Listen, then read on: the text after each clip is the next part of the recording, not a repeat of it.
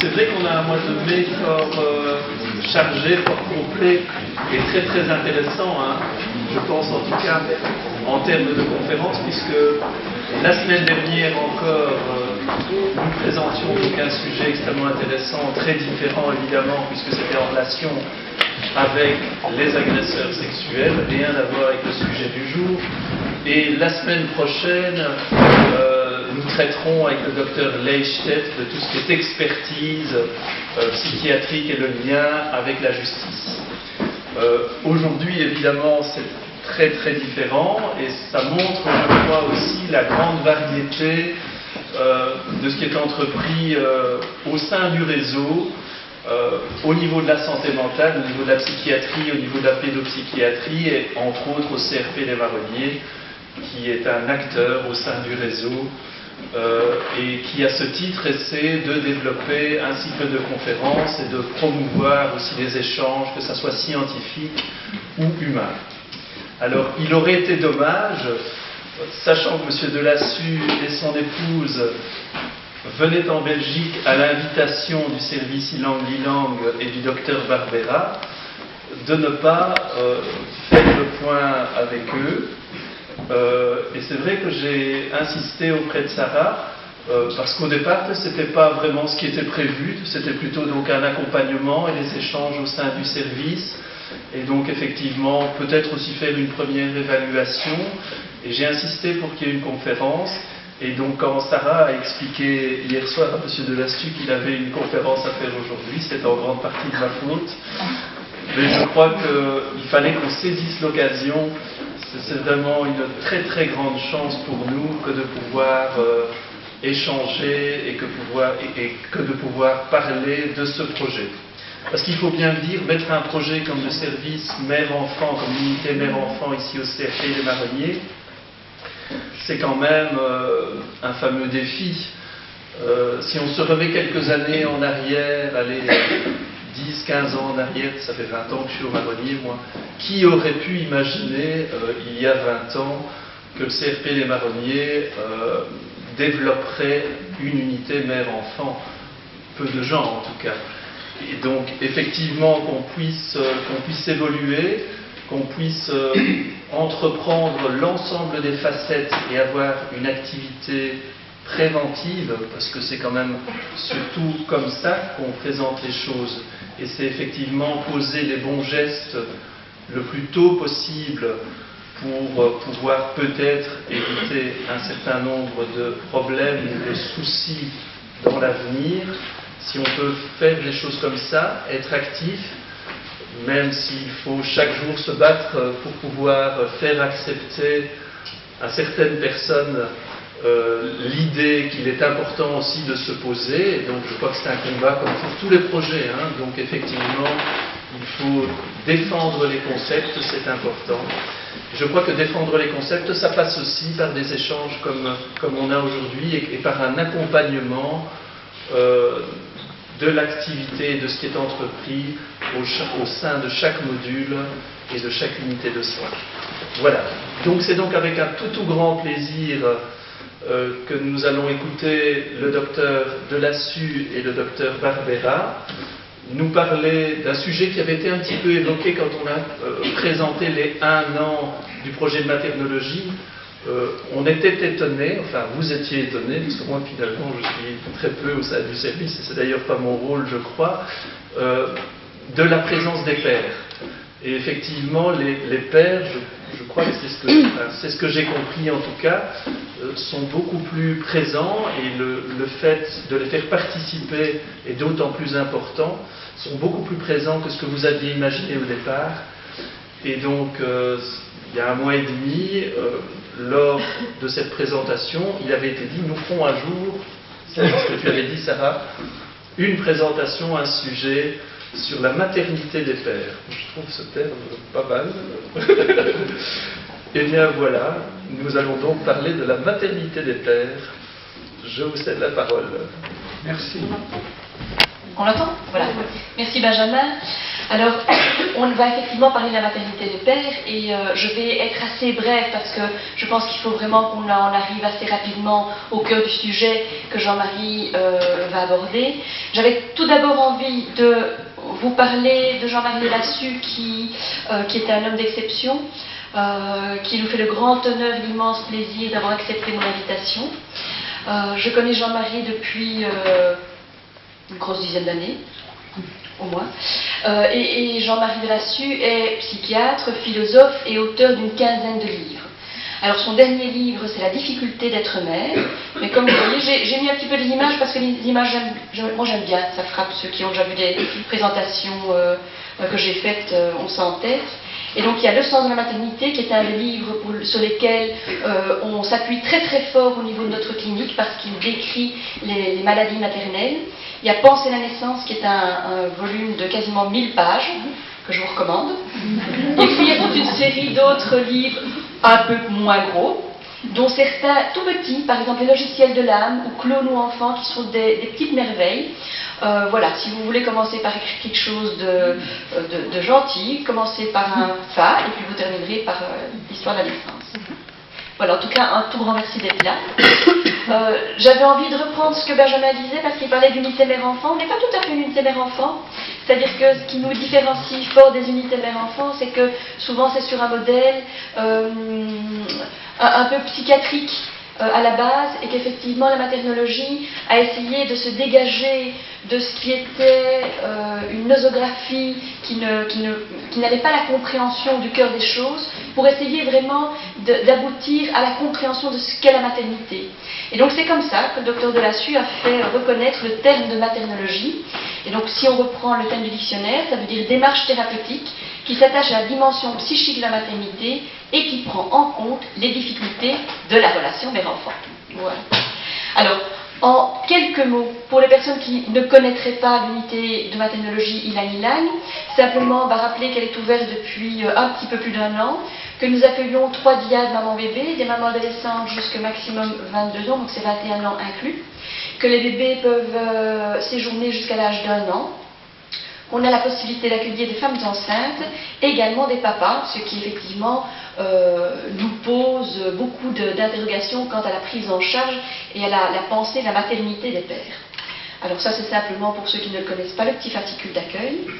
Et alors, pour aller très très vite en chiffres, sur la première année, on a eu 53 fiches de premier contact, donc de demande d'hospitalisation, en tout cas d'information, qui ont donné lieu à 23 préadmissions, et finalement on a eu 9 jeunes mères ou futures mères hospitalisées,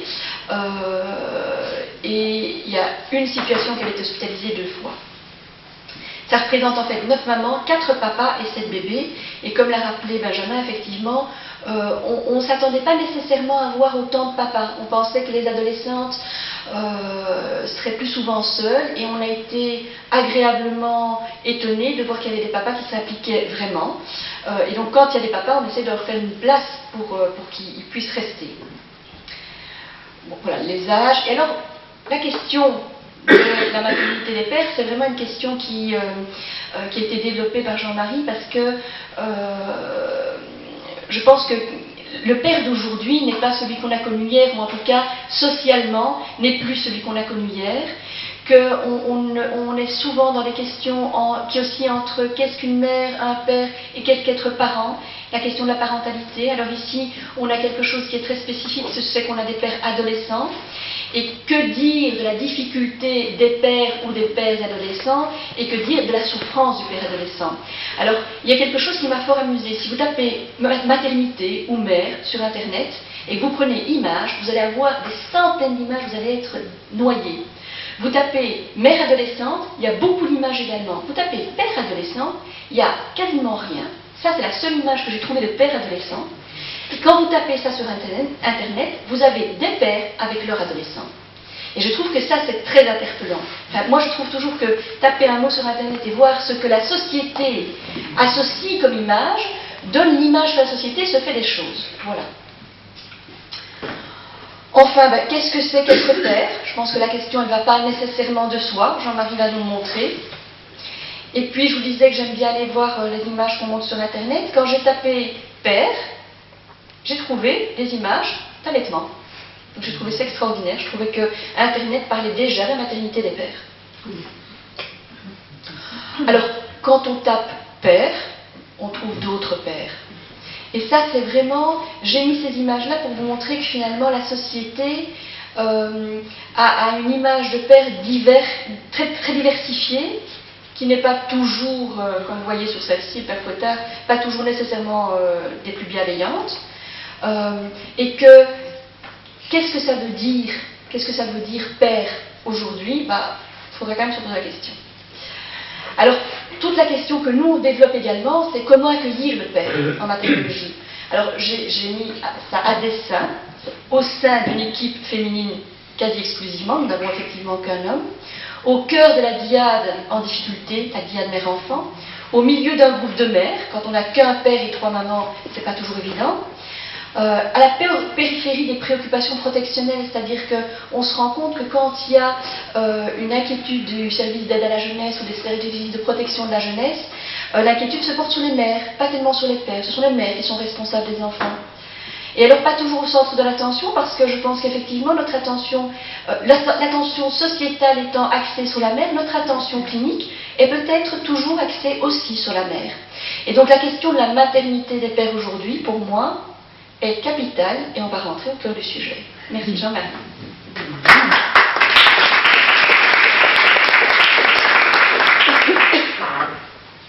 Vous ne trouvez pas que le docteur Berbari a une manière de présenter les choses à laquelle on ne peut pas résister, qui a abouti à ce que je sois là aujourd'hui, avec beaucoup de joie, mais avec aussi beaucoup d'étonnement, parce qu'elle ne m'avait pas vraiment dit au téléphone comment les choses allaient se passer. Je m'attendais à des ateliers cliniques dans son service, et puis en fait, j'ai appris hier soir qu'elle me collait une conférence sur le père. Pas du tout préparée de ma part. Donc à 3h du matin, 3h30 précisément, je me suis levé. Il aime travailler la nuit. T'as rien demandé, dis donc. Je me suis levé, puis j'ai pris mon calepin et j'ai essayé de faire le plan de ce que je vais vous dire. Je m'y attendais vraiment pas.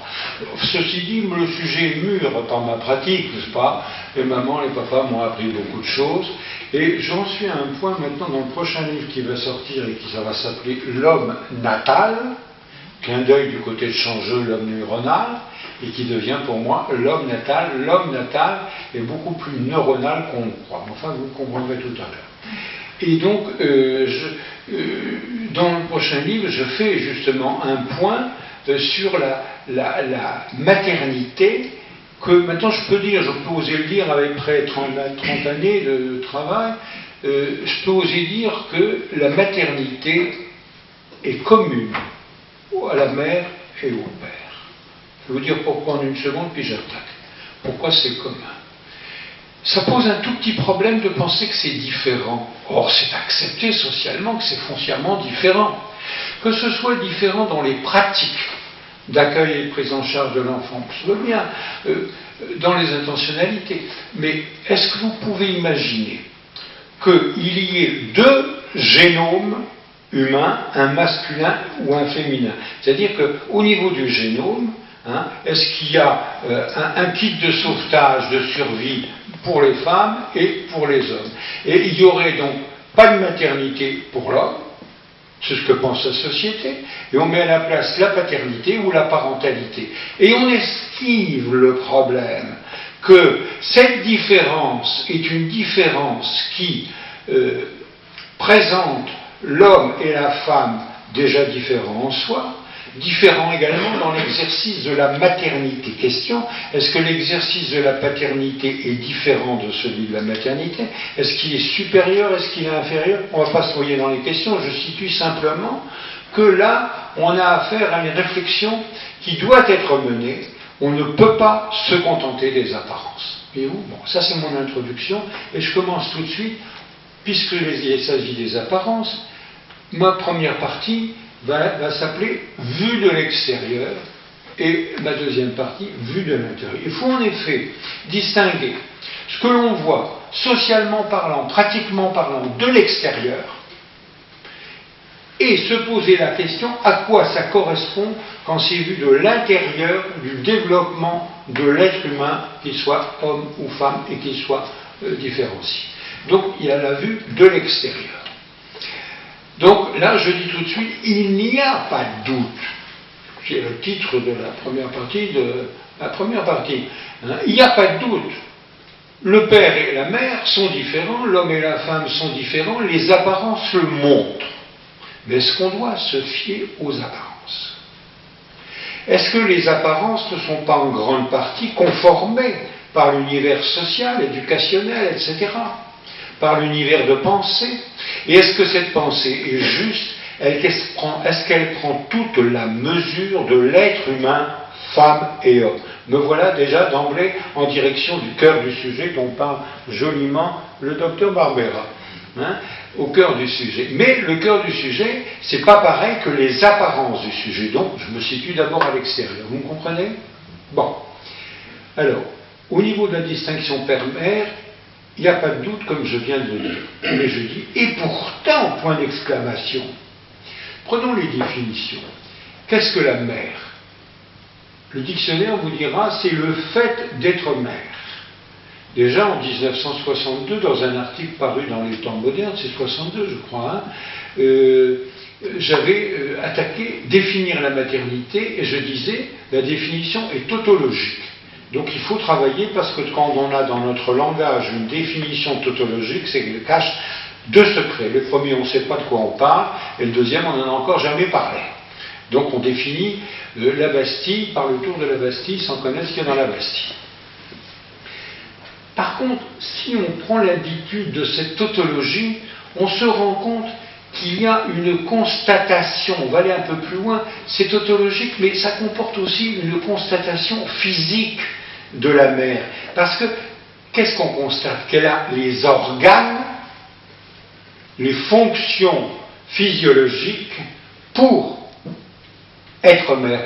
Donc dans être mère, ce qui fait tautologie, en fait, cache le fait que c'est pas vraiment une tautologie. On dit ça parce que on dit mais la femme elle est conformée pour être mère. Point ligne, on s'arrête là, donc tu seras mère, point la ligne. Et l'homme, qu'est-ce qu'il a? Ma question du coup c'est, est-ce qu'il a les organes et les fonctions de la paternité? Apparemment, qu'est-ce qu'il a l'homme pour dire qu'il y a chez lui la paternité? Là c'est la question que je pose à la salle.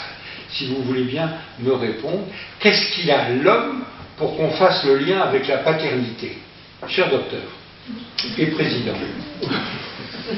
Non, pas à ce point-là quand même. Mais il a en tout cas, je crois, les hormones qui lui permettent de développer voilà. une énergie. Une énergie créatrice. Il a travaillé pour défendre le foyer. D'accord. Voilà, c'est ça. Et puis il a aussi un certain organe qui a beaucoup préoccupé notre ancêtre Freud, n'est-ce pas? Hein? Il a ce appelé phallus, parce que quand on parle latin, c'est comme dans Molière, diapharus, qui dit le poumon qui parle ensuite en latin. Quand on ne sait pas comment cacher quelque chose que l'on veut soigneusement cacher, les magistrats, les médecins, hein, et les psychanalystes vous parlent en latin, et ça donne le phallus. En termes clairs, c'est pénis. Mais magnifié au rang de phallus. Donc, Freud a fait son objet d'étude préféré. Alors, on a un organe, là, aussi, chez l'homme, qui n'est pas chez la femme. Dieu sait si on a parlé de la castration, tout le Bataclan, etc. Et on a dit que la femme était castrée, mais pauvre dame, et que nous, on était vraiment supérieurs, on n'est pas castrés. Vous verrez, je vous montrerai l'inverse. Que c'est l'homme, profondément, qui est castré, hein, et que, comme on dit dans le Nord, stila qu'il dit, stila qu'il est.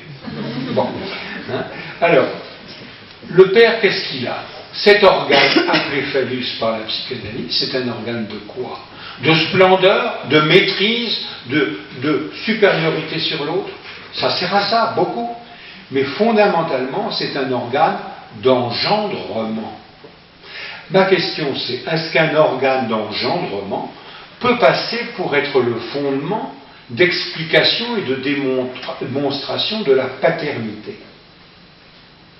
Rude question qui va, j'espère, vous mettre à mal, c'est ce que j'espère arriver à faire aujourd'hui. Hein? c'est que là, on se leurre. On a transposé l'organe séminal d'engendrement, hein, avec son environnement hormonal que vous avez justement souligné, on l'a transformé en base théorique et pratique de la paternité. Mais quel lien y a-t-il ou quelle distance y a-t-il entre engendrement et le fait de la paternité? Et c'est là qu'il vaut mieux, comme vous l'avez fait, parler de parentalité, bien que je ne sache pas encore ce que c'est que la parentalité, sauf que c'est un terme social pour gouverner et réguler la parentalité de la mère et du père. Donc c'est plus un concept de gouvernance qu'un concept vraiment clinique. Bon, passons. Donc, la fonction paternelle, est-ce que vous êtes d'accord avec moi qu'elle ne peut pas être expliquée par référence à un organe de paternité, qu'il n'y a pas au fond d'organe de paternité? Est-ce que vous êtes d'accord avec cette constatation, je crois? Personne ne se révolte? Gentil, mais j'aime bien aussi subir des agressivités, ou des agressions, ça fait procéder la pensée, progresser la pensée, bafouiller un peu, je lis. Donc, là, l'organe d'engendrement ne permet pas de dire le père, c'est le fait d'être père. Parce que le fait d'être père, sous quoi, comment on le verrait? Chez la mère, on le voit parce qu'elle a les organes, les fonctions, les attitudes de la maternité, c'est indéniable. Et le père, à quoi peut-on se référer pour le définir? À Dieu le Père, il est barbu, c'est pas notre cas. Bon. Donc, voyez-vous, là, on voit, quand on pousse un peu l'analyse, qui est mon but là, qu'on tombe sur un défaut de raisonnement. On a procédé par analogie dans la constitution de la notion de mère et de père, pour les opposer ensuite, et on a raté la question des fondements. On a des fondements pour la maternité physiologique, ces fondements. Pour le père, on a une assimilation très hasardeuse entre le phallus et ses hormones, hein, et puis les germes, c'est même, on a une assimilation tout à fait indue. Hein. Et donc la voie d'exploration de la question de la paternité, c'est notre sujet, ne peut pas être expliquée par une démarche, un modèle de démarche identique pour la femme et pour l'homme. Oui? J'ai quand même envie de vous dire, peut-être, qu'il y a un défaut d'organe de maternité. Attendez, vous êtes trop intelligent pour nous, cher ami. Non, mais bien entendu, on va y arriver. Vous avez déjà saisi d'avance ce que je dois dire dans 20 minutes ou 30 minutes. Mais ça montre votre esprit très pénétrant. J'ai envie de vous dire, hein, quelle profession exercez-vous? Si. Hein? Psychologue. Psychologue. Très bien, on s'entend. Alors, voilà déjà un ennemi éventuel démasqué, tout va très bien. Bien, alors maintenant, deuxième partie de cette première partie. Donc, je commençais en disant, il n'y a aucun doute. Vous avez suivi l'exploration, mon raisonnement, puis pour tomber sur maintenant, mais zut, au fond, il y a une question. Alors que je ne sais plus qu'est-ce qu'il disait, ôte-moi d'un doute. Je ne sais plus, on sait dans quelle pièce de théâtre ça se trouve. Maintenant, il faut sauter de ce doute. Parce qu'on commence à douter. Il y a une question. Comment on peut l'aborder et comment la définir, cette question? Partout, on parle de paternité quasiment avec donc la même assurance que pour la maternité. C'est-à-dire qu'il faut que ce soit dans la balance quasiment du même poids, que le père sache prendre sa place, qu'il en laisse aussi à la mère. On est dans des équilibres impossibles. Hein. C'est bon. Alors, d'où vient que l'on soit passé de la généralité engendreuse à la fonction de paternité? Voilà ce qu'il faut expliquer. C'est un mystère encore pour le moment, voyez-vous. Et je voulais vous amener au bord du précipice qui atteint la pensée quand elle se penche là-dessus et se dit, bah oui, le père, on va l'expliquer, on va tripoter les concepts et on va trouver un équivalent à la maternité. Mauvaise voie. Hein, parce que comme vous l'avez déjà souligné, hein, il y a peut-être de la maternité chez le père. Vous êtes déjà à poser la question à son point le plus aigu, on est d'accord? Pas ça que vous vouliez dire? On verra. On verra, d'accord. Alors, est-ce que c'est parce que la mère désigne le père? Est-ce que le père est père parce qu'il est désigné par la mère les psychanalystes, en particulier Lacan, l'ont soutenu à maintes reprises. Mais déjà, on a beaucoup de mal pour parvenir à la notion de maternité psychique. Je suis en train de faire un pas de plus. La maternité, qui est désignée par la tautologie, la mère c'est le fait d'être mère, renvoie aux organes, à l'apparence. Elle ne renvoie pas à la maternité psychique qui reste non dite ignorée. Une des premières préoccupations de la maternologie, ça a été d'introduire le terme d'imposer le terme de maternité psychique. Il y a une autre maternité que la maternité des organes, donc on avance à définition.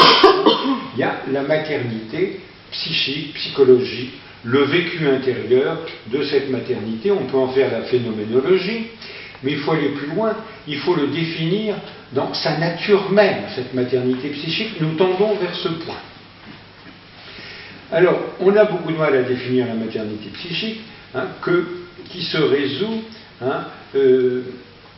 Bon, passons. Alors, on la voit là, d'accord, j'ai perdu un peu le fil. Oui, c'est ça que je voulais dire. Donc, je le dis maintenant, c'est l'objectif que s'est donné la maternologie, c'est d'aborder, de mettre en évidence cette maternité psychique. Et deuxièmement, il fallait résoudre une autre question, c'est que la transposition de cette matière, du modèle maternel à la paternité est tout à fait équivoque, dangereuse, incertaine et souvent idéaliste. Donc là, il y a des abîmes à ne pas trop fréquenter, trop longer. Alors ça, tous ces problèmes viennent du fait qu'on n'est pas encore sorti de l'observation et du raisonnement par l'extérieur. On est mal parti. Cette société qui est bâtie sur ce que je viens d'essayer de résumer est mal partie pour comprendre et la maternité et la paternité. Alors ça va vous étonner que je dise ça, mais je vais tâcher de le justifier. En tout cas, on tombe, si on suit ce genre de raisonnement social, dans une paternité qui est décrétée d'office sans avoir été comprise au préalable. Je voudrais, comme les internements d'office, qu'on en sorte et qu'on ne parle plus d'une paternité qui, en fait, à mes yeux, est une paternité décrétée d'office. Elle n'existe pas, cette paternité telle qu'elle. Elle n'existe pas parce que, bien qu'on y croit, et parce qu'on la veut, ce n'est pas suffisant. La paternité n'est pas l'objet du désir social, bien qu'elle le soit en fait. Monsieur le Président. Maintenant, on dit Madame la Présidente pour donner le changement. On n'a rien changé. Bon. Donc, voilà le retour du doute. Ici, on peut douter. Et souvenez-vous, et là vous allez m'aider, parce qu'en pleine nuit, j'ai retrouvé que la moitié de la citation. On dit mater, mater certissima et pater. Pas voilà, merci. J'ai pas osé te déranger cette nuit. Après, on aurait dit mater. Donc, maternitas certissima, ou certissimus, plutôt certissima, et pater incertus. Le père est toujours incertain. C'est pour ça que Lacan insiste sur le fait que c'est la mère qui, au fond, déclare, assure que c'est lui le père. Ou c'est le père qui se déclare le père. Donc, si on entre dans le domaine juridique qui n'est pas mon terrain, cette notion est extrêmement importante dans les expertises, dans les compréhensions, etc. Bon. Donc on est là au bord d'un problème qui devient insistant, le doute devient insistant, mais dites donc quoi on est, dites donc. Qu'est-ce que c'est que ça? Ce n'est pas ce que les apparences nous ont montré. Alors qu'est-ce que c'est au fond, je dis bien au fond, c'est-à-dire de l'intérieur, la maternité? Qu'est-ce que sont la maternité et la paternité? Nous descendons à la cave, peut-être de l'inconscient, mais je voudrais d'abord vous dire dans quel cadre nous descendons pour avoir une réponse à cette question. C'est des profondeurs, de l'intérieur. Quelle est la profondeur profonde de l'être humain? Je dis bien, je fais le répétant. Quelle est la profondeur profonde de l'être humain qui échappe même quelque part à la psychanalyse, bien que un jour, de 1897, Freud va avec son ami Breuer à Vienne, entre un nuit, Et au retour pour Vienne, Freud se lève de sa couchette et se met à écrire avec précipitation et en illumination un texte qui s'appelle « Esquisse d'une psychologie scientifique ». Texte qui va rester inédit de toute la vie de Freud, qui sera par contre gardé et publié seulement, je crois, vers 1940, un truc comme ça, et traduit en français encore plus tard. Dans l'esquisse de la psychologie scientifique, j'ai dit 95, c'est 97, c'est 95. Qu'est-ce qui se passe? Il se passe qu'on est à l'époque où la recherche neurologique commence à trouver ses marques. Et nous sommes entre deux dates, celle de la découverte des neurones, pas en particulier Kayal, mais il y a d'autres noms, je ne vais pas vous assommer avec ça, et la découverte de l'influx nerveux. Parce que la théorie qui prévalait jusque-là, c'est que le cerveau était fait d'un tissu global où ça circulait là-dedans avec des lignes de métro, des lignes de bus, on ne sait pas trop. Tandis que là, c'est Baillarger, c'est pas Baillarger, c'est Morceau, je ne peux pas revenir, qui dit, en quelques années avant que Freud écrive son esquisse, qui dit voilà, ce sont des neurones, voilà les preuves, et Golgi va mettre en couleur les neurones, hein, parce qu'on a appelé l'équipe de Golgi, en espagnol. Bon, un fin limier.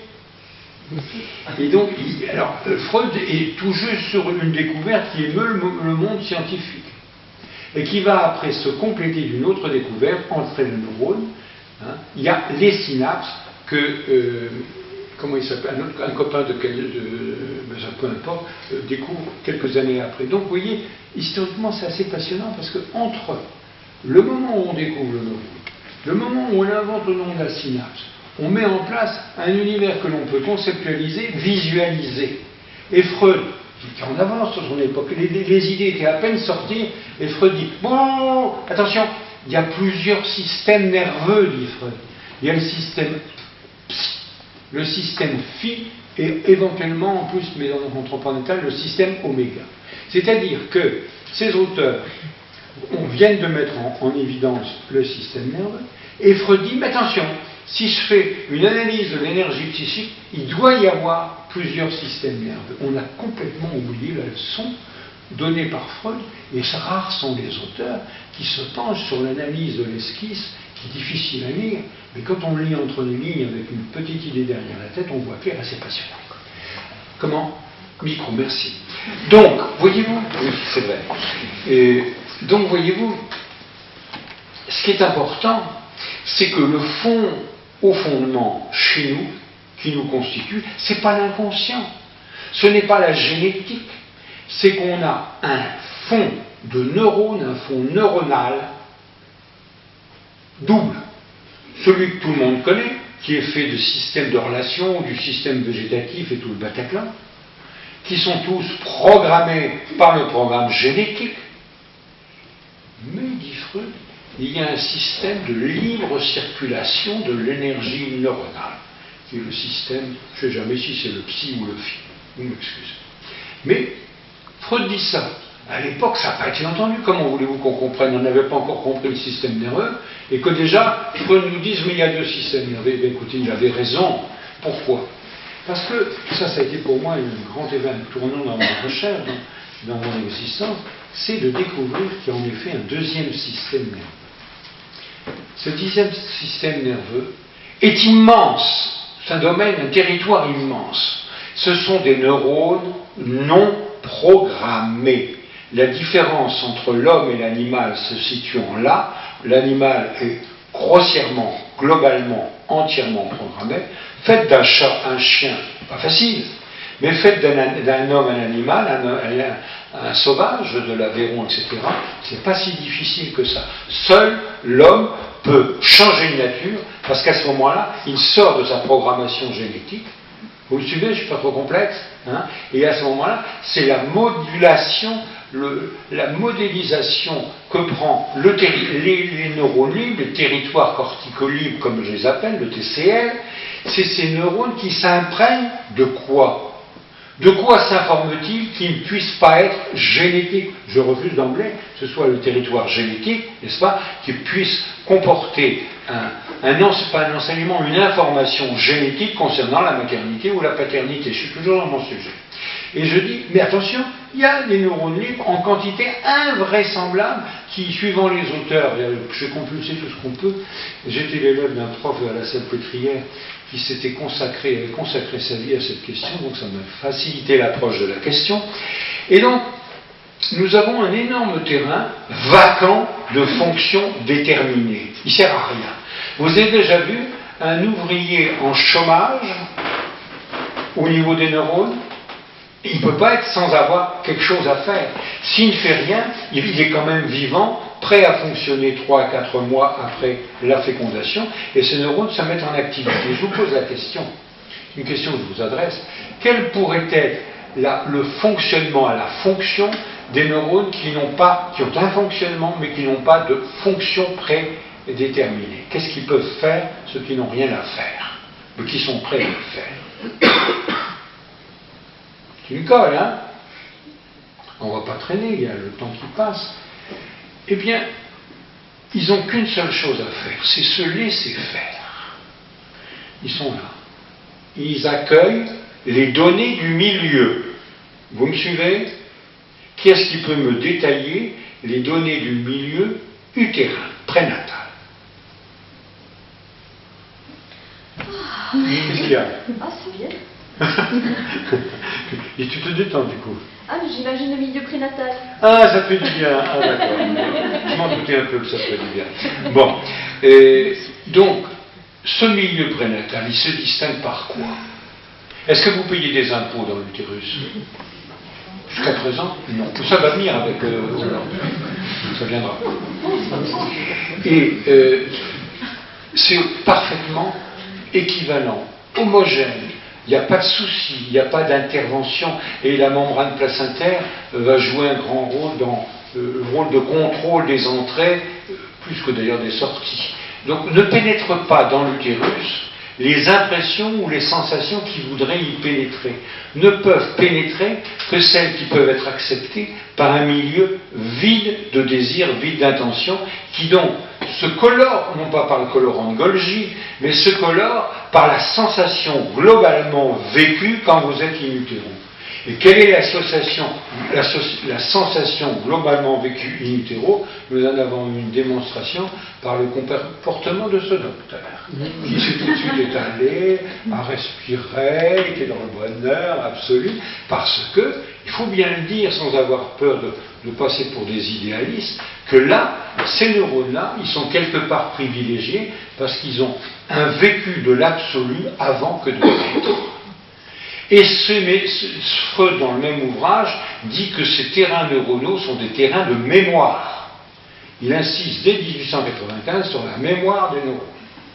Encore plus si c'est une mémoire dans des neurones non programmés, parce qu'il n'y a rien qui gêne, vous n'avez pas à déplacer le frigo et le Bataclan pour vous installer. C'est libre, c'est accueillant, on vient de le voir. Donc, ce qui se passe, c'est que in utero, là, en plus du système nerveux de relation végétatif et quelques autres systèmes particuliers, lymphatique et tout ça, mais on n'est plus dans le neurone, vient s'introduire une masse considérable de neurones non programmés, mais qui vont recueillir en esprit, on peut le dire en pensant le mot esprit de manière neurologique, qui vont recueillir en esprit l'homogénéité vécue avant de vivre. Ma question. Est-ce que vous pensez que cette homogénéité prénatale, elle disparaît à la naissance? Est-ce que vous naissez sans souvenir? C'est une distinction. On peut naître sans souvenir, parce que c'est vraisemblablement le cas, mais elle ne disparaît pas. Elle s'est inscrite dans des territoires corticolibres. Et donc, ces territoires corticolibres, Damasio, le célèbre neurophysiologiste, a dit les neurones qui se ressemblent s'assemblent. C'est dans Plus vaste que le ciel, un bouquin devenu très célèbre. Les neurones qui se ressemblent s'assemblent. Ça veut dire qu'il y a un apparentement neuronal, on est dans la parenté, et les neurones qui se ressemblent, s'assemblent, si tu veux, ta main, et voilà une synapse, qui est une synapse de l'absolu prénatal. Vous avez des millions de synapses comme ça dans votre cerveau, qui se regroupent et qui forment un noyau neuronal, qui est un noyau qui aura enregistré et sera le centre du vécu de l'homogénéité prénatale. Est-ce que vous pensez que quand vous naissez, vous allez perdre l'enseignement, la présence, la sensation de cette homogénéité prénatale? Non, il faut lui donner un nom, c'est ce que j'appelle la structure neuro-ontologique, structure des neurones aboutissant à la question de l'être. La question de l'être, si débattue par les philosophes qui n'ont pas compris grand-chose, et qui a d'abord été débattue sous l'angle de l'âme, ce sont des débats préalables, et maintenant nous avons la matière pour parler de l'âme sans être religieux ni rien, mais en étant humain, c'est-à-dire que le fond de notre être est humain en ce sens qu'il comporte une structure d'absolu. N'est-ce pas? Alors ne me faites pas dire que je n'ai pas dit, hein, je n'ai pas de référence transcendantale, je constate de manière froide, scientifique, qu'on a un noyau d'être particulier. Admettez-le, s'il vous plaît, à titre d'hypothèse sérieuse. Et alors, à la naissance, qu'est-ce qui se passe? Eh bien, c'est la catastrophe. Parce que comme l'homogénéité est fortement entamée, hein, et que l'homogénéité, il suffit d'un courant d'air, ma mère disait, les enfants, fermez la porte pendant qu'on mange, j'aime bien me sentir bien. Et elle demandait, elle ne voulait pas manger dans les courants d'air, ça aurait gâché le goût des bons repas qu'elle nous faisait. N'est-ce pas? Bien. Et donc, on ferme la porte, hein, mais là, on ouvre la porte. On ouvre la porte à tous les vents, et l'être que vous êtes, il est balayé par les vents, sillonné par des éclairs, engouffré par les précipices. C'est la mort natale. C'est pour ça que l'homme crie en naissant. Les animaux mammifères ont de quoi crier. Ils ont le larynx et tout le Bataclan. Ils ne crient jamais. Je n'ai jamais entendu crier à la naissance un éléphant. Si ça criait un éléphant de l'Afrique à Bruxelles, on l'entendrait. Ça aurait crié très fort. Mais ils ne crient pas. Les animaux ne crient pas. Mais nous, qu'est-ce qu'on gueule? Et on gueule pourquoi? Les manuels de médecine, les médecins que nous sommes, qui nous ont déformé l'esprit, disent que c'est pour déplisser les poumons. Alors, l'éléphant, est-ce qu'il a des poumons? Bien sûr qu'il a. Mais il n'y a rien ici avant. Bon, est-ce que. Non, bouge pas. Je vais faire attention. Mais quand je m'emporte. Bon, les paroles volent, alors ça envole le micro, voyez-vous. Hein. Bon, alors, comment dirais-je, qu'est-ce que je disais? Oui, bon, les animaux qui ont des poumons, qui ont également un larynx, ne crient pas à la naissance. Tout au plus, les petits chats, qui ont d'ailleurs un peu plus de neurones libres que les lapins, hein, qui naissent bien paisibles, les petits lapins, ils font mignon, mignon, mignon. Hein. Bon. Eh bien, nous, ces animaux qui ont les mêmes organes vibratoires pour la parole, le cri, tout ça, hein, ne crient pas, et nous qui avons donc les mêmes organes d'eux, qu'on crie. Ça veut dire que ce n'est pas les organes qui sont en cause, c'est le vécu de naissance qui chez l'homme est un drame, hein, et chez l'animal ne l'est pas, parce que pour lui il n'y a pas de différence entre le vécu des neurones avant et après la naissance. Chez nous il y a une grande différence.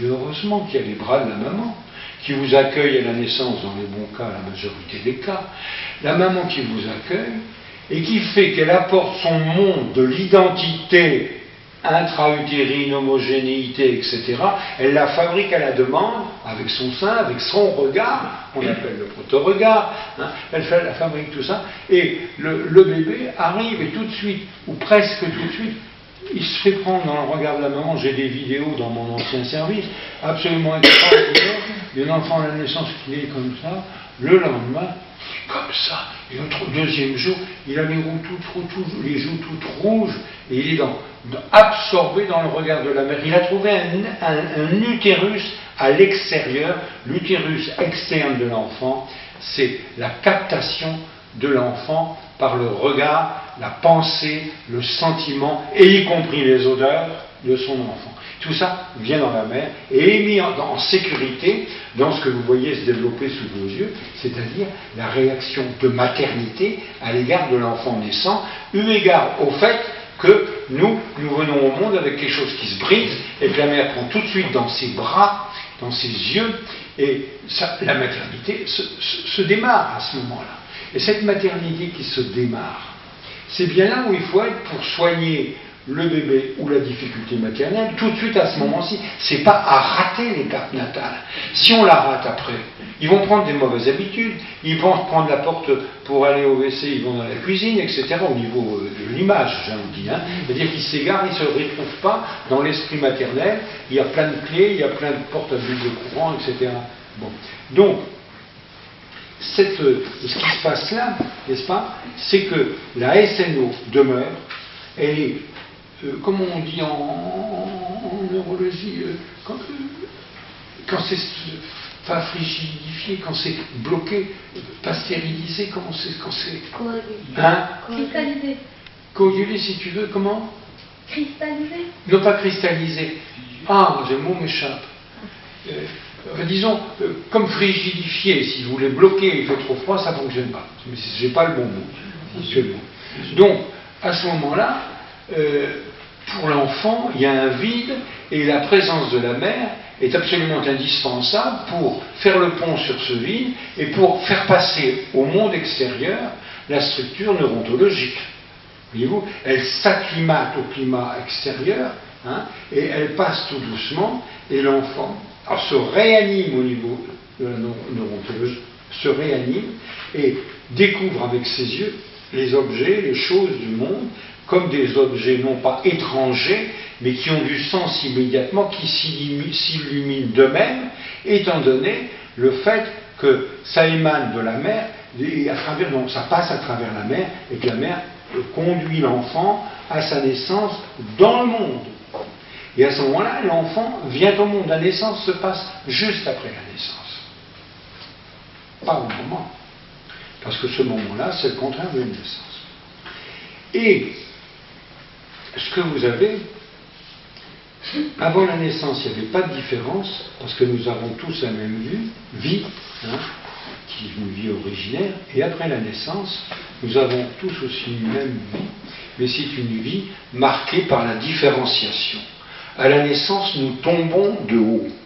L'être acquis et anéanti par la perte de ses conditions d'homogénéité, c'est une situation insupportable qui n'est pas supportée, sauf que on introduit une nouvelle notion que nous avons été obligés d'introduire en maternalogie, c'est que, et surtout en vidéo, on peut en voir quelque chose, c'est que au moment de la naissance, au moment d'un accident de voiture, est-ce que il n'est pas connu qu'on fait une photo et pour la personne qui est accidentée, et qu'en une seconde, il revoit à peu près toute sa vie, ça se déroule à une vitesse extraordinaire et on a le vécu de sa vie. C'est-à-dire que notre appareil psychique est capable de voir en une seconde, et peut-être moins, l'entière histoire de soi. Et là, l'entière histoire de soi, c'est quoi? C'est soi. C'est justement soi. Ce qu'on a été avant de naître. Et cela, je l'appelle l'Urkind. Un terme forgé d'après l'allemand, parce qu'il est pratique en français, c'est beaucoup plus facile à dire précisément. Urkind, ça veut dire l'enfant originaire. C'est-à-dire que nous avons dans la tête un précipité qui se forme de nous-mêmes sous la forme d'une image, qui est l'image de soi, de la totalité de soi, juste avant de la perdre, et c'est l'Urkind. Alors quand l'enfant naît, qu'est-ce qui se passe? Est-ce qu'il peut accepter les conditions natales? Non. Est-ce qu'il a une aide? Celle de la mère, mais avant même celle de la mère, le précipité que l'Urkind, cette image qui se fait de lui-même en tant qu'être soi, que tout d'un coup il n'est plus, mais dont il emporte avec lui en son sein l'image. Il l'emporte tellement avec lui dans son sein que la première chose, surtout si elle est de la mère qui comprend ça et qui l'accompagne, j'ai bientôt fini, prenez patience. Donc, que l'enfant, à ce moment-là, emporte dans son sein, en naissant, cette image de la totalité de soi. Ça va toujours? Bon. Sitôt après, pour pallier à la différence qui vient de passer au sécateur, à la naissance, à la guillotine, quelque part, pour pallier à ça, cet enfant projette l'image de soi et se déclare, et ce n'est pas le côté cogito-cartésien, c'est le cogito-natal, se projette, cela, je ne le suis pas, mais je le sens toujours, et donc je dois le devenir. Et il y a un projet de naissance d'enfant chez un enfant qui naît. Tout enfant, à la naissance, et pendant des mois, surtout si la mère va dans le même sens, va développer un désir d'enfant. Le désir d'enfant n'attend pas le nombre des années, il n'attend simplement que le moment de la sortie de la totalité première pour entrer dans une différence qui nécessite une sortie parallèle ou à quoi je me raccroche, ce que je ne suis pas, je le serai. Freud dit, wo ich war, ich, je serai. Où c'était, je serai. Hein, bon. Et voilà. Vous voyez comment la maternité, je fais une petite pause là, un petit arrêt sur l'image, comment la maternité se développe dès la naissance, radicalement, en profondeur, en acte et en désir. Chez l'enfant qui vient de naître, il y a, je l'affirme, un désir d'enfant. Méconnu, et il faut que nos cliniques s'adaptent à cette notion que dans l'Oedipe, c'est pas simplement que je veux coucher avec ma mère et tuer mon père. D'abord, dans l'Oedipe, la première question, je suis exclu d'un milieu dont je viens et j'en suis jeté dehors, comme Oedipe qui est jeté à la porte parce qu'il risque, soi-disant, de tuer sa mère, et tuer son père et coucher avec sa mère, et qui va faire un immense périple à travers la Grèce pour aboutir à d'Athènes, là où il y a la Sphinx qui protège la ville, qui pose l'énigme, et Oedipe résout l'énigme, il traverse donc l'obstacle conceptuel, et le peuple le nomme dans le lit de la reine, ce qui est le lit de sa mère.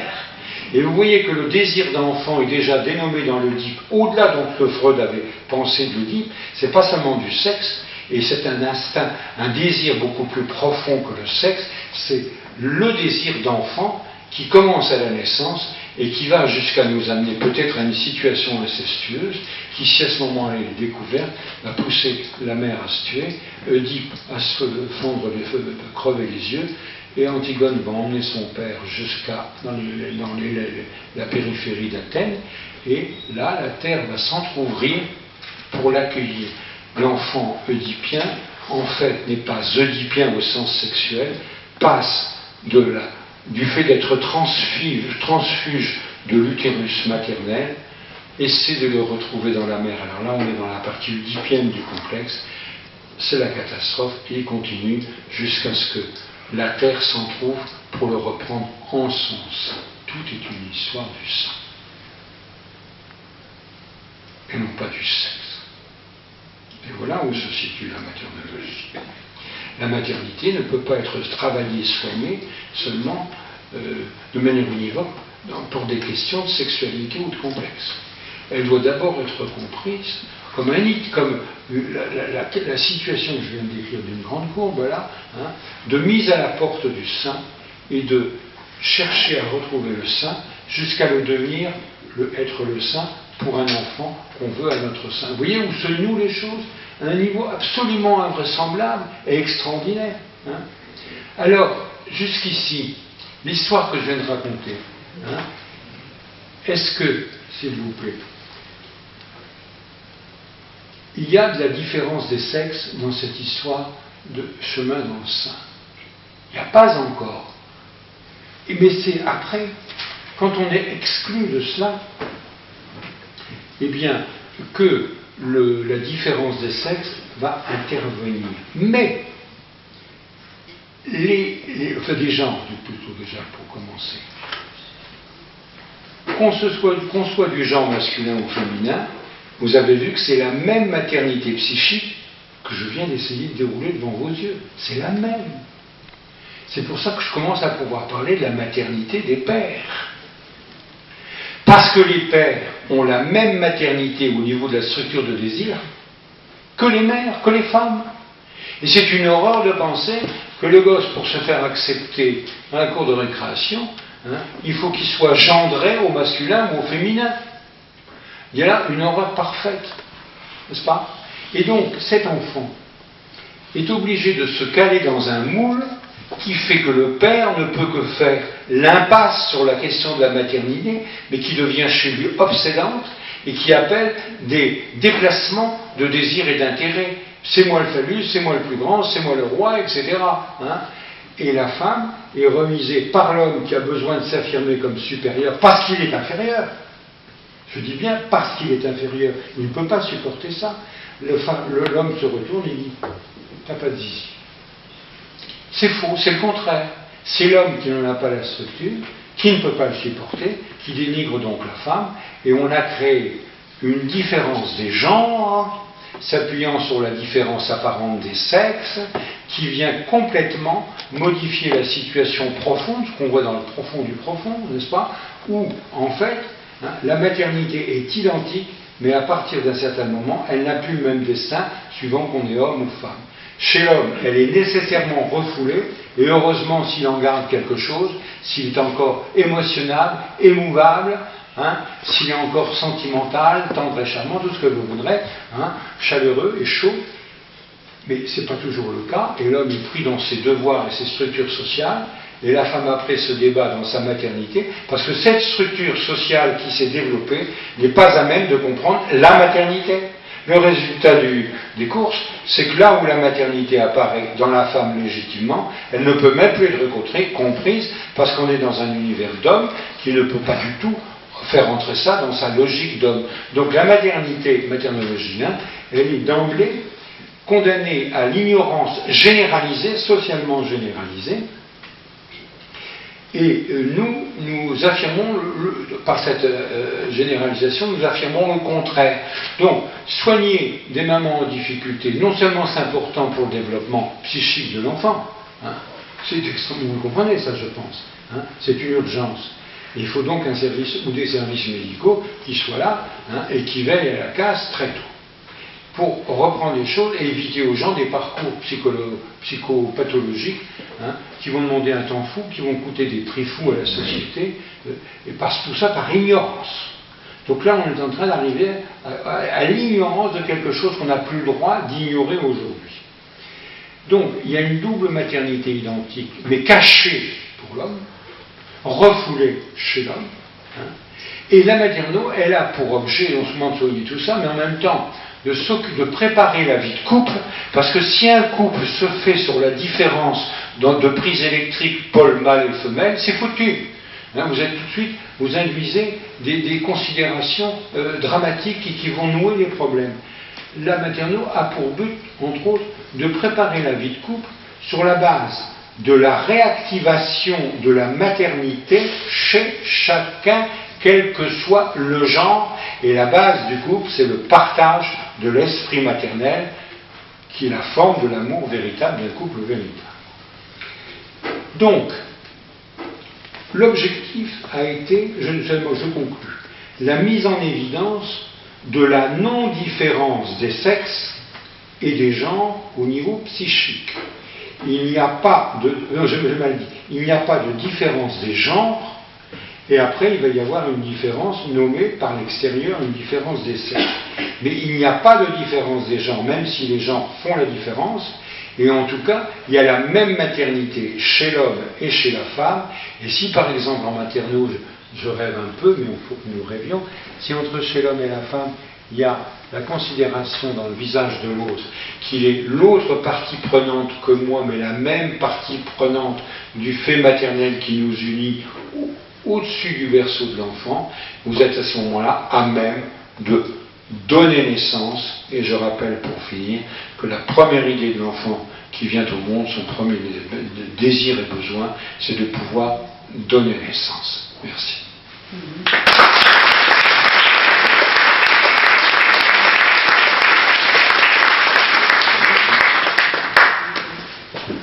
Quelques mots de la salle me feraient très plaisir et ne me laisseraient pas dans ma solitude de penseur égaré.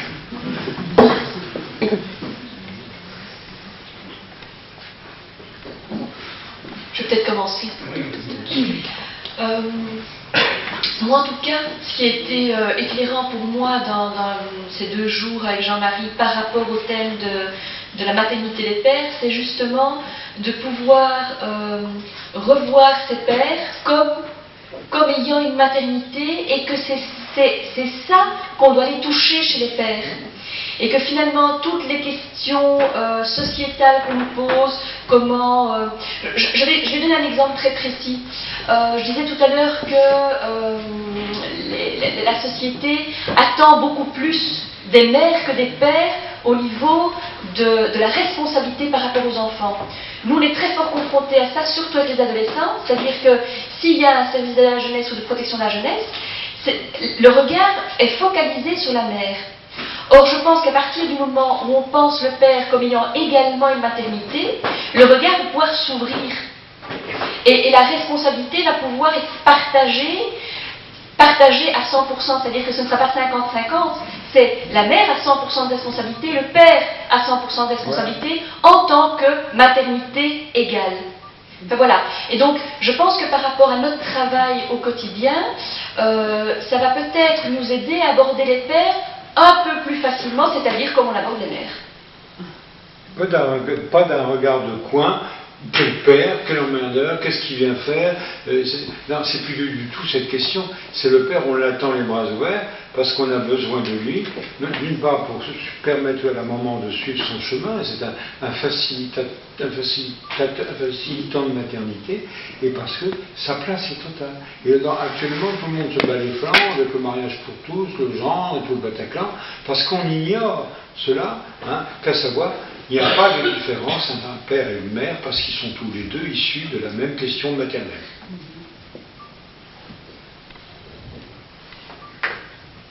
Ça laisse 100 fois.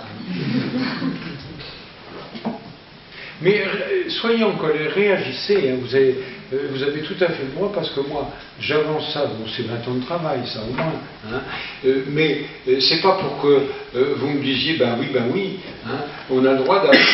Il faut travailler, même si on est d'accord sur le fond, il faut travailler, approfondir. C'est une question que je souhaite que vous emportiez avec vous, et qu'avant de vous endormir, ou si vous vous réveillez cette nuit, vous vous mettiez à y penser.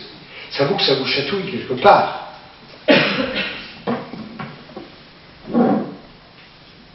Oui. En tout cas, merci, c'était un exposé très intéressant. C'est un exposé très intéressant. Je vais parler plus fort. Ouais. C'est un exposé très intéressant. Mais j'étais surtout fascinée par le refoulement phallique du petit garçon pour exister en tant qu'homme. Et que, évidemment, accompagner ces jeunes pères et voir des pères plus âgés à se rappeler qu'ils ont cette maternité en eux, c'est d'abord aussi les valider dans ce refoulement qui a pu exister à une certaine époque, pour qu'ils soient dans la fonction masculine. Donc je trouve ça très intéressant de pouvoir travailler avec les deux, c'est-à-dire voilà, la société fait que ce refoulement puisse exister et dans la différenciation. Mais évidemment, quand on accompagne ces jeunes pères, je ne sais pas si... Là, en général, c'est aussi des âges où, narcissiquement, on veut surtout être phallique. Donc, ça ne doit pas être simple à cet âge-là. Accompagner un père qui a une quarantaine d'années, qui est divorcé et qui n'a pas la garde de ses enfants et qui revendique sa maternité et qui l'assume peut-être à 40 ans. Et pour moi, voilà. Ça donne une autre compréhension des pères qui revendiquent la paternité. C'est mieux quand on comprend, c'est pas des hommes qu'il faut suivre, c'est des hommes au fond qui revendiquent à travers ça leur maternité. Ok, merci.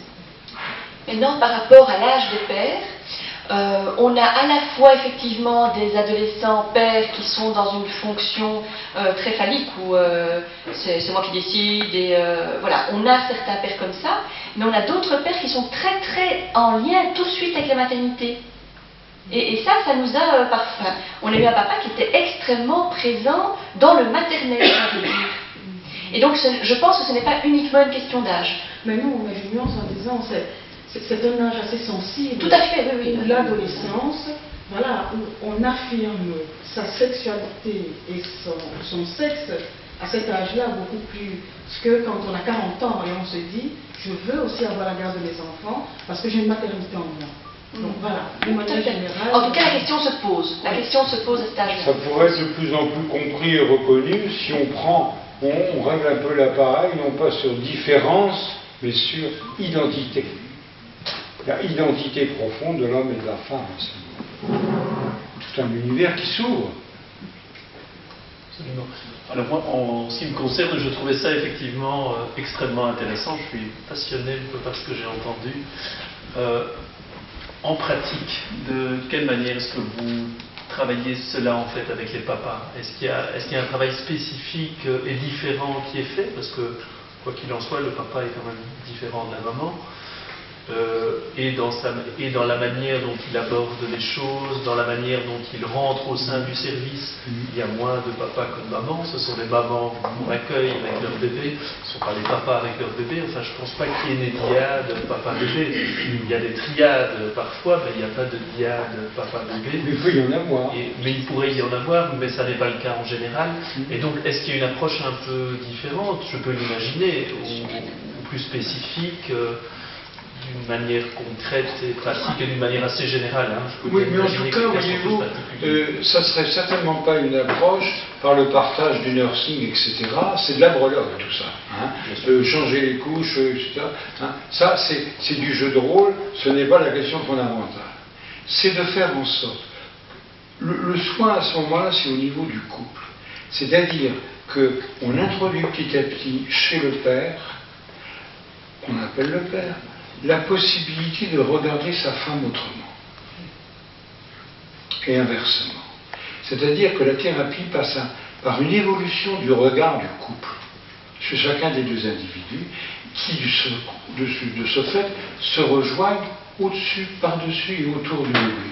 Ça va, si tu pouvais montrer la seule image que tu as trouvée sur Internet du père. Voilà celle-là. Regardez cette image horrible. Vous allez voir. Apparemment, on dirait que c'est un père qui aime. À l'analyse maternologique, ça ne tient pas.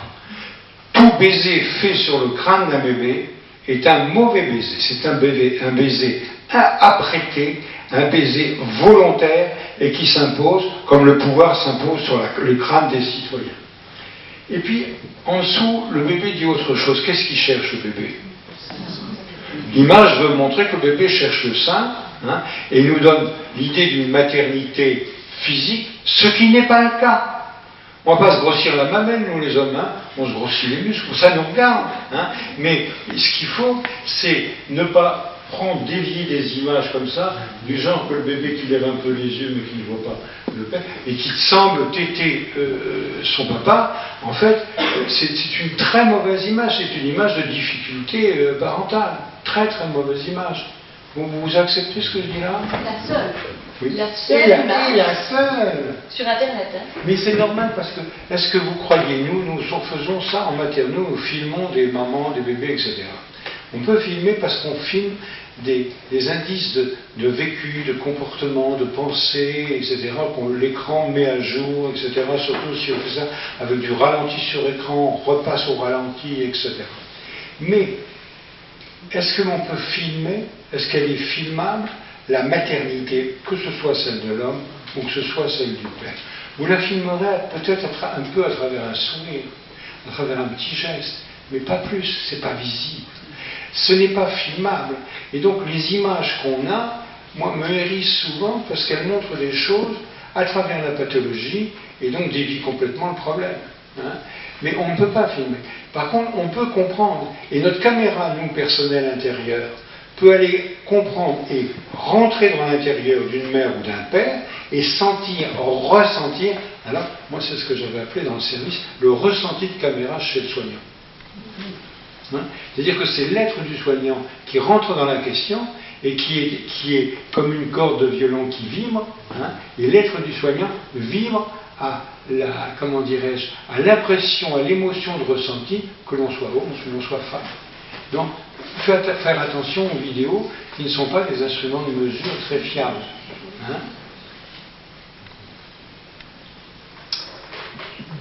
Une autre question, une autre réflexion, M. Denis? Oui.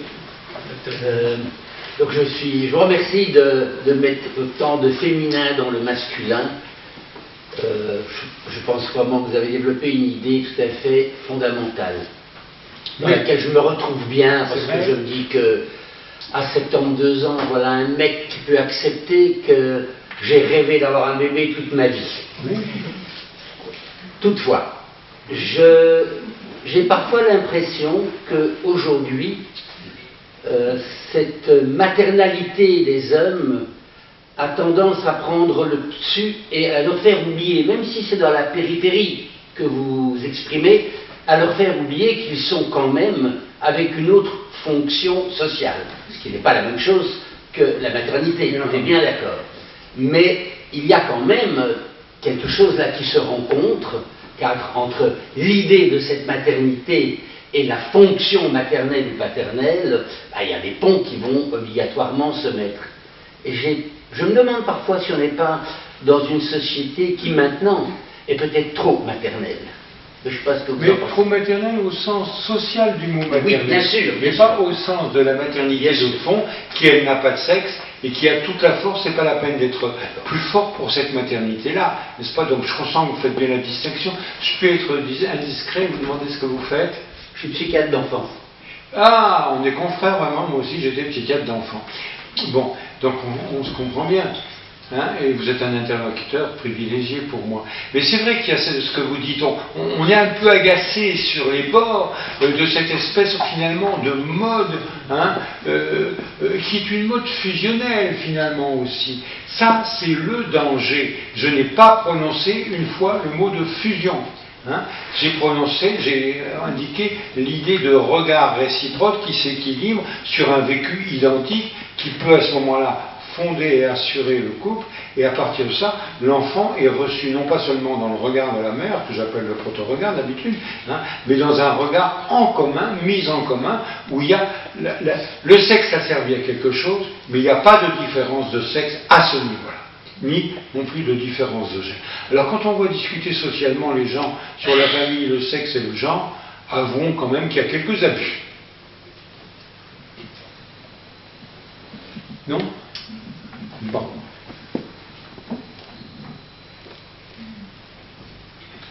Votre histoire de caméra interne, c'est ce qu'on appelle pour vous l'accordage affectif, pas du tout, l'investissement de l'enfant. L'accordage affectif, la caméra interne entend la notion de vision. L'accordage affectif, c'est pas un accordage par la vision, c'est plutôt un accordage par la vibration. Enfin, je me débrouille comme je peux avec votre question qui est très pertinente. Hein. Une question moi, que j'ai envie de vous poser, est-ce que j'ai été compréhensible? Parce que 30 ans d'études de tout ça, à la fin ça me donne le bourdon. J'ai toujours essayé d'être le plus précis possible, de me tenir la corde à des données scientifiques fiables. Hein, quand je parle des carotaires corticolibres, ça étonne les gens, et ils me renvoient, qu'est-ce que c'est que ça, etc. Et je dis dans mes livres, je démontre comment ça a été étudié, mesuré, etc. Et c'est le grand oublié de ces questions-là, c'est que nous sommes aussi un autre genre, mais de neurones, et pas de sexe. Voilà, un tout grand merci en tout cas. Un dernier mot sur Sarah, quand même. Oui, bien sûr. Hein? Et je confirme que ça a été extrêmement... Oh là là. Viol au-dessus d'un nid de coucou. C'était le dernier mot. Bon. Voilà. Tu conclus éventuellement, Sarah? Non, vas-y. Le viol étant accompli, vous savez. Mais je pense que j'ai rien à dire. Je pense que, voilà, un tout grand merci à Jean-Marie, un merci à vous d'être présent. Tu poses la question de savoir si tu avais été compréhensible. Je pense que la première fois que j'ai ouvert un de tes bouquins, je me suis dit, qu'est-ce que c'est que ce machin?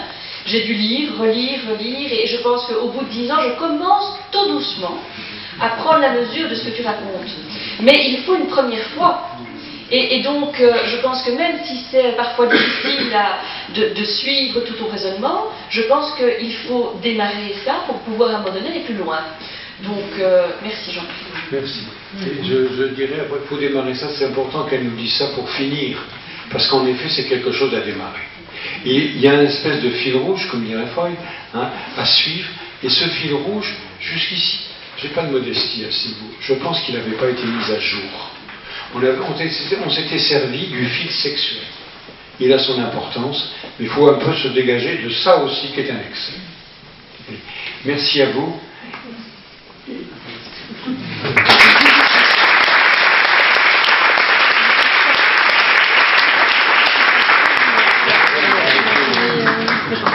Voilà, donc la prochaine conférence, ça sera un jeudi, on reprend l'habitude des jeudis, et donc ça sera donc avec le docteur Leichtet, l'expertise mentale de l'évaluation à la Cour.